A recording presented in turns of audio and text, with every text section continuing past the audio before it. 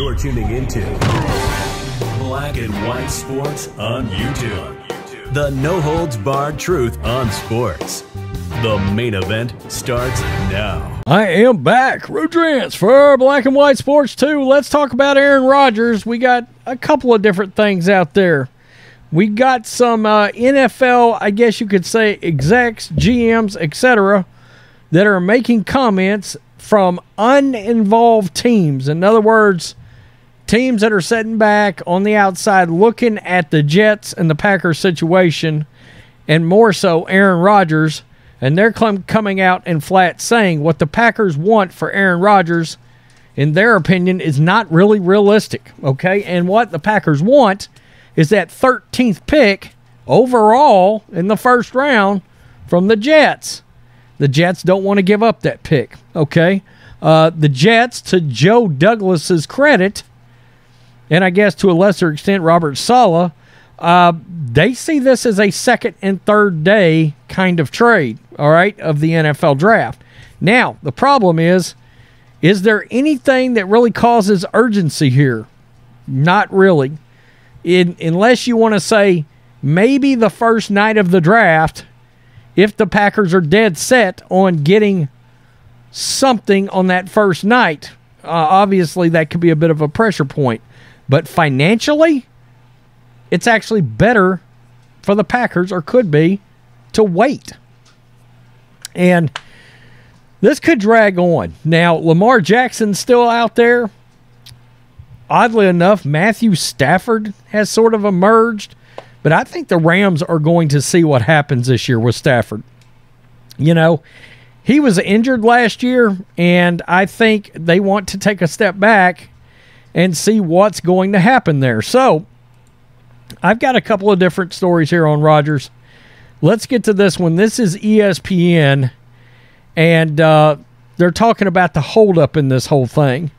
Now, before we get too far into the weeds on this, Boomer Esiason dropped an interesting nugget on the Fan this morning in New York. And you can tell Esiason is all up in this behind the scenes somewhere. Somebody's giving him some good information. I don't know. It may be Aaron Rodgers himself. Sometimes I kind of get the indication it's either the Jets or it's Rodgers. One of the two. But a couple of things emerged. Number one, Aaron Rodgers is going to be, it looks like, all in. Okay, and in fact, Aaron Rodgers may be going on some kind of a Tom Brady to the Buccaneers, I'm pissed, scorched earth kind of tour, okay? And that Rodgers is very aware of what Brady did in Tampa and the success he had down there, and that's what he's chasing. Also, he's very aware of how the Jets fan view Joe Namath's number. So it kind of indicates that Aaron Rodgers may actually change numbers because he understands the historical significance of Namath and the Jets, yada, yada, yada. Also, Rodgers is very aware of how cost prohibitive his contract is. We've talked about this, but this was talked about again. And he understands he's going to have to do some movement here because he wants this team to get built up for a run, all right? And I think the big holdup for the Jets is, how long do you get Rodgers? If you get him for 2 years, it sort of changes everything. You know, it gives you a sense, okay, we got a 2-year shot at this thing. If you get him for 1 year, it makes you not want to give up as much. It's a complex transaction, perhaps unprecedented. You're talking about an all-time great quarterback with a massive contract. Those factors alone would make this deal difficult. That's that he's 39 and already on record in saying he strongly considered retirement. That would bother me. Makes it harder to determine a fair price. He could walk away in a year. That's why the Jets don't want to part with their 2023 first-round pick, the 13th overall. At the same time, the Packers don't want to trade a franchise icon for a second and third day draft pick. Okay, so let's scroll down. Is there urgency here? Not really. There are no financial deadlines on the near horizon, and the Jets don't begin their offseason program until April 17. Actual practices don't start until late May. The mandatory minicamps is in mid-June.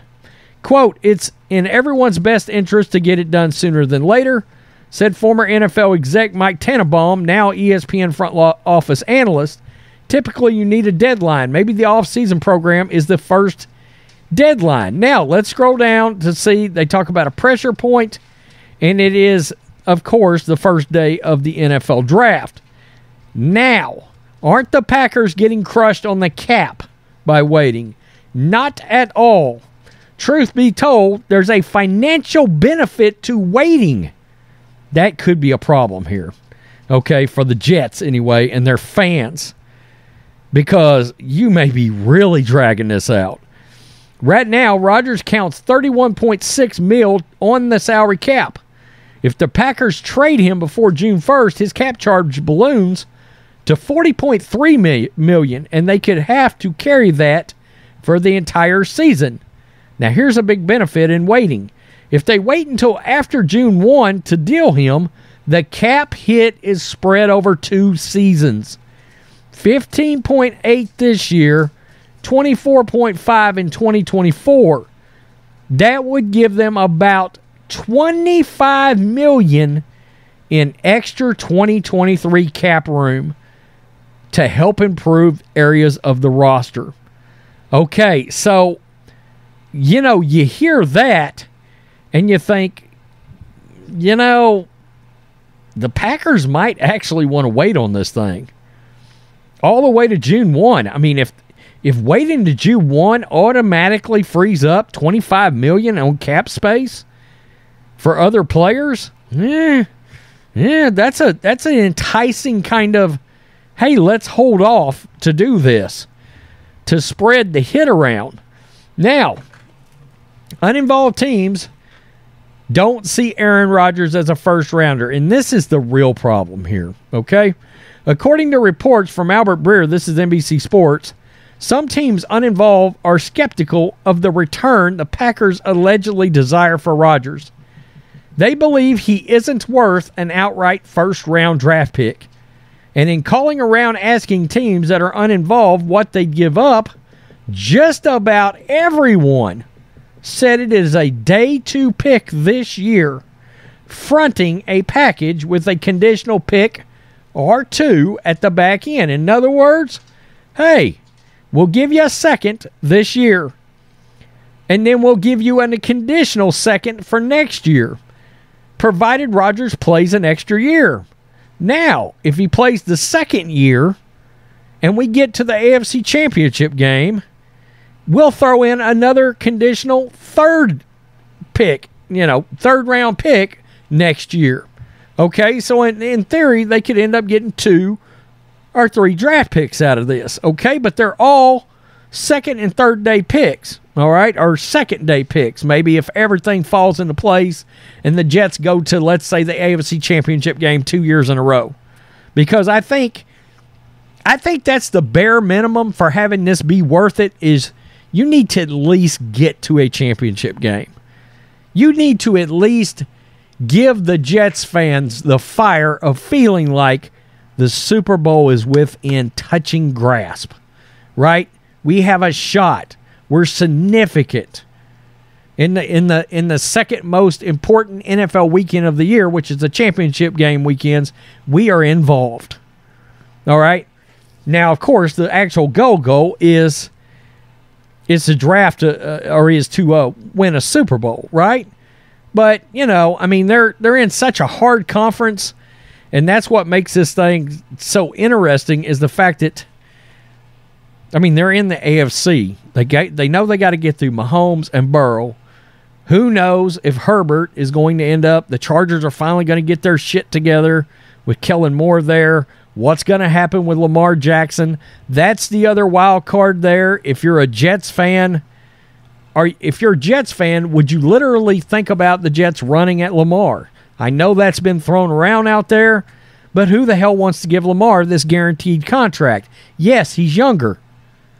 But make no mistake, and this was something that I heard, Marquise Brown, Hollywood Brown, he wanted out of Baltimore because of Lamar Jackson's passing skills. Think about that, okay? And I've got a Lamar video coming because some teams have emerged in this whole thing? Maybe. I still think there's a push from the media to elevate Lamar when nobody's really interested. Okay?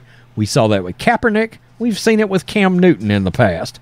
Oh my God, blah, blah, blah team is interested in Cam Newton. No, they really ain't. You know? No, Kaepernick may be on the screen for blah, blah. No. Never even sniffed around him. Honestly, we got to remember Lamar got his contract out of desperation. The only team that I could think that might be dumpster fire-ish enough to give Lamar that contract would be the Commanders. That's the only one I can think of that might actually make a terrible decision, and it's because the decision can be offset to the next owner of Washington.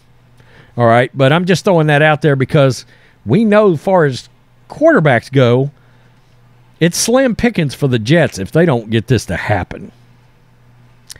Big time. See the problem? Tell me what you think, Black and White Sports 2 supporters. Aaron Rodgers, who knows when this is getting done?